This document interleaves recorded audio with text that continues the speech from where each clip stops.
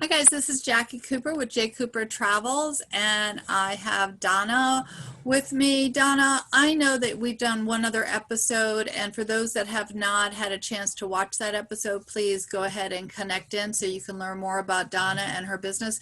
Donna, why don't you introduce yourself again and share what you do and the unusual name of your business, because I think it's so cool. And then we're going to talk about our travel adventures and where we want to go and where we've been. So thank you so much for being on episode number 2. Great. Thanks for inviting me, Jackie. Very exciting. My business is called Red Stiletto, Get to the Point. Oh, I even have a little thing here.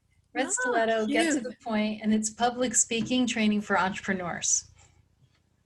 And if people wanted to connect with you, I know that we're going to, in the podcast, we will have contact information as well as on YouTube.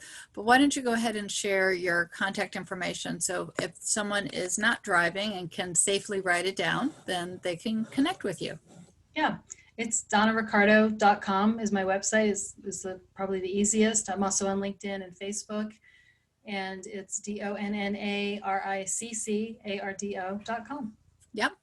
And one of the great things about Donna and what she does, for those that might not have heard the first broadcast, is that she supports entrepreneurs on how to use public speaking to their advantage in building their business.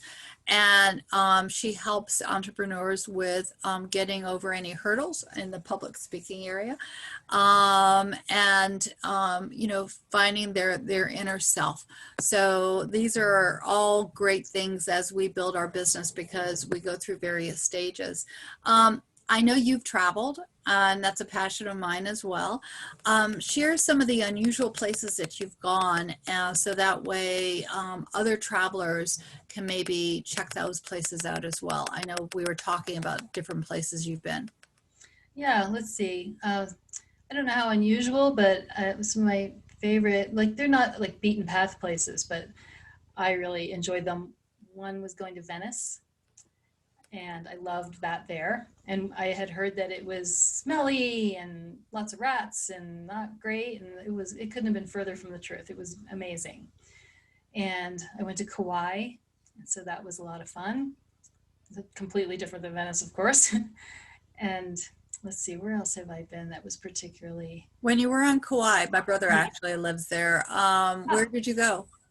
Let's see, I've been there twice now, and one time I stayed actually really in 3 different places. We stayed on the whole coast. We stayed up in Hanalei, and then stayed in Kapa, and then stayed down in the south, which I can't remember the name of it, but we stayed down Poipu, stayed down there. And which place did you like the best? Well, the north tends to be more rainy, so I don't like that so much. So I liked the south best. And then when I went back just a couple of years ago, we stayed in Princetown. And so that's in the north, and it rained the whole time. So the south was definitely the way to go. Did you go to any specific places when you were on Kauai? Let's see. I went to Tunnels Beach the first time and went snorkeling there. And I'm not a water person, and I don't dive, and I don't, do any of that. I was willing to snorkel though. And my then boyfriend was a diver. And I think that snorkeling in Tunnels Beach was probably the closest I'm ever going to get to diving, because I had a death grip on his hand the whole time. And it looked like the coral and the fish, and it looked like just things that you see when you dive. And so that was pretty special. So where else have you gone? Let's see, so then I got married a few years ago. So my husband and I went, it was actually our honeymoon, and we went to, one of the things we did when we were there, I'm trying to remember the name of it, Queen's Bath? Okay. I think Queen's Bath. And that was very intense. So I don't know, just, this crazy hike. It was all wet and lots of roots sticking out and really slippery. Then you get down there and there's all these life and death warning signs, and then the tide starts coming up, and we never even got all the way over to the actual swirling bath part of the whole event, because the tide started coming up. So was that what time of day was it when the tides were coming up? It was probably mid-afternoon. Okay, interesting. Interesting. So, when you, what about, you mentioned one other place, and I'm going to mispronounce it, Cinque Terre, I think it was? Oh, Cinque Terre in Italy. Yeah. Hmm. So tell me a little bit more about that.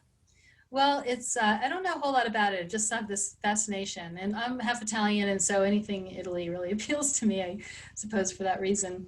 But it's 5 towns, and it's like up on this rocky coast, and you can go from town to town. You can walk. I don't think they're super close, but they're certainly close enough to walk, and it's a whole thing. People can go town to town and check out the different little each town has its own little personality, and I just think that sounds like the coolest thing. And how would you get there? Do you, what Um, airport would you fly into, do you think? Probably Pisa International. Okay. All right. So that's on your bucket list then. Yeah. Yeah.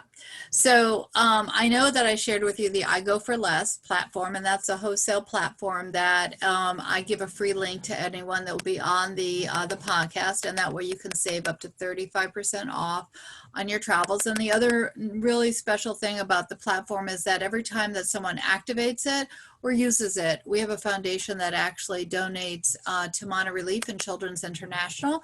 So that way children and families will get nutritious meals. And since last March, we've fed over 4 million families. So that's, really special. I know that as soon as I start traveling again, one of my bucket list places to go is New Zealand. Uh, Because that has always been on my wish list, and Australia as well. So I have visited Venice with my daughter. I agree with you. It is beautiful, just beautiful. And Italy, there's so many, from the Alps to the beaches, there's so many places that you can kind of explore. And I remember many years ago taking a ferry across from Greece over to Italy, and exploring that way. So it's very special anytime that we can start to go and travel. So any other bucket list places that you're thinking about once we start moving around again?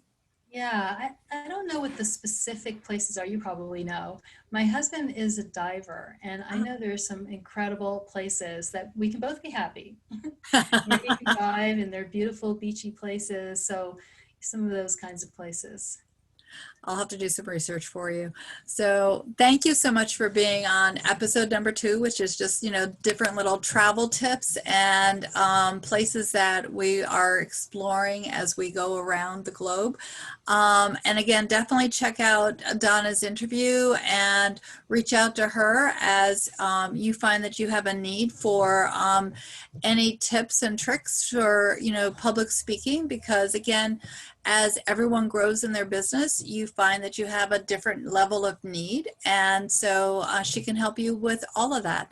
Thank you so much, Donna, for being on. And I can't wait to hear more about your adventures, both in travel as well as your clients in the business as well. Thank you so much. Yep. Thanks, Jackie.